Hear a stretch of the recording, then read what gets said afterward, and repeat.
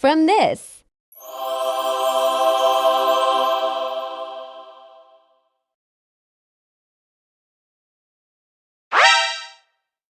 To this. Hello mga madi! It's me again, Mama KJ, ang inyong ambisyosang inahan nga nagpuyo diri sa Matanaw. For today's video mga madi, mag-DIY na sa pero this time mga madi, dili na salug atong i-DIY kundi putahan na mga madi. Delikado nig maabot tag DIY sa atop mga madi no? Transformer yan. Hitaw mga madi, oy nakauna-una na jud kong i-DIY ni among pultahan mga madi kay has ka yung tigniag tagway purya buyag.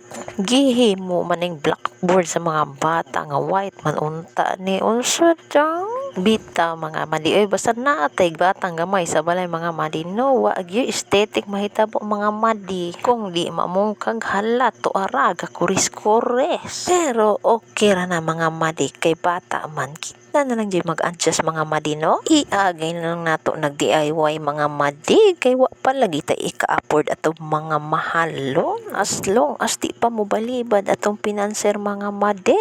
Go Rabels! Out day ko sa akong sugar daddy diha. Salamat sa suporta.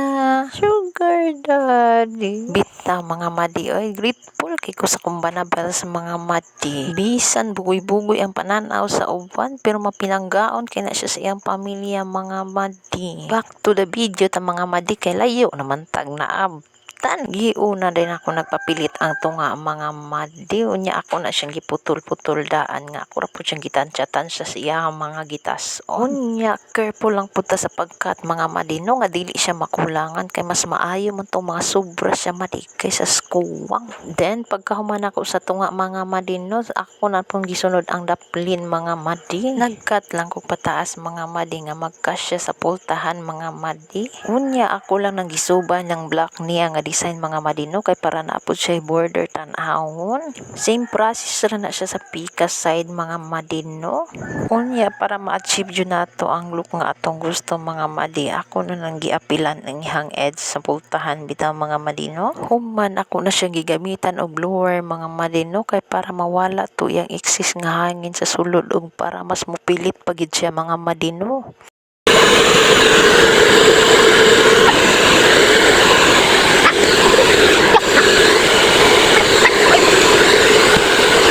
Ug mao na ni iyang final look for today's video mga madi. Thank you for watching. Bye!